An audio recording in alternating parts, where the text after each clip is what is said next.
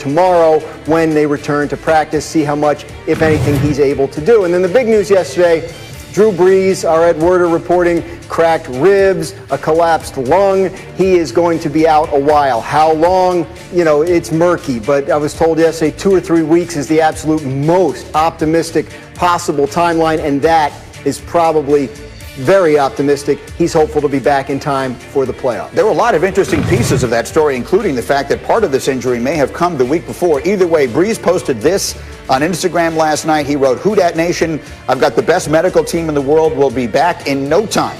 Here's his coach, Sean Payton, on the Saints' backup quarterbacks, Jameis Winston and Taysom Hill. I have a good feel of what we're trying to do. They pick things up, and, I feel like it's a good room. Sean, I remember last year when Drew was injured in Seattle, you didn't name a starting quarterback until late into the week. That'll be the case this week, too. All right, so let's be simple. He's sort of leaving it open, and we've heard there's been so much Taysom Hill talk over the course of time. Marcus, I'm asking you directly. Brees is going to be out a few weeks. Who's the starting quarterback going to be?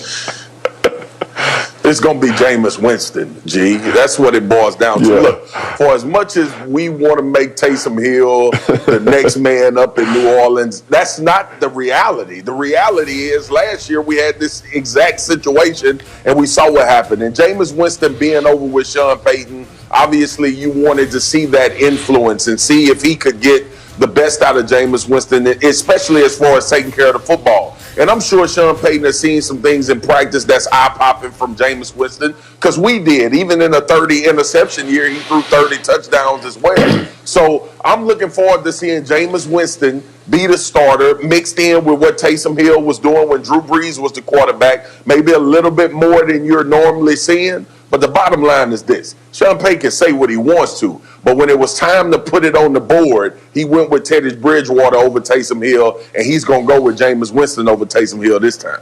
Well, that's 100% right. And, Jeff, last year with Teddy Bridgewater, they went 5-0 in Brees' absence. Can they do that this year with Jameis Winston as their quarterback?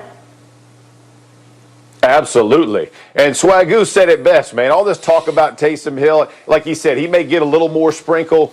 Jameis Winston is the quarterback, man. The dude threw for 30 touchdowns. Like, his upside is absolutely enormous. And guess what? The one thing we know about Sean Payton is he believes in Sean Payton calling plays. He knows how to design offensive game plans. He believes in their defense. He knows him, man, right? So he's going to tell Jameis Winston, don't screw it up. You got Kamara, you got Thomas, you got Sanders. We got tight ends. We have everything when you got good defense. We're going to win games as long as you carry your part, right? Do your job. That's all I'm asking. And listen, I understand some of the interceptions from last year, but don't forget it's a completely opposite mentality in New Orleans than in Tampa Bay with BA, right? He doesn't have to have all the big shots. All he has to do is get the ball to their playmakers and allow them to do their job. I think Jameis Winston resurrects his career and does a great job under Sean Payton because he'll teach him the discipline of that position.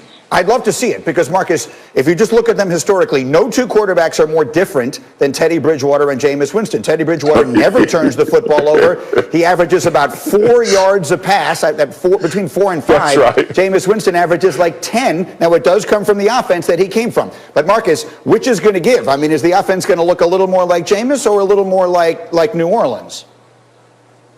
It'll look like New Orleans. It'll look like Sean Payton's offense. It'll look like Jameis Winston has learned under the tutelage of Sean Payton and Drew Brees. Like, we have to identify two things in this situation. One, Jameis is the backup, or you wouldn't bring him in. And the second thing is this, G. We lauded about Jameis going to Sean Payton. I talked about Jameis being on the sideline, being able to watch football. And I think to what Jeff is saying and what I'm saying, that's right. This is going to pay dividends for Jameis Winston because he's actually going to learn how to play quarterback and check the football down. Yeah, let me talk to Graziano here for a second about that. How closely do you think the league is watching? This is the opportunity Winston needs. A reminder, It feels like I need to remind people, he was the first pick in the draft and not 20 years ago. So this really could be an interesting audition. Teddy Bridgewater used it to become a starting quarterback. This is a good opportunity for Jameis. Huge opportunity. Couple notes of caution. Number one, this is Jameis Winston's first year in the system in New Orleans, and they didn't have a real offseason. Last year was Teddy Bridgewater's second year in the Right. New Orleans. So there is a difference.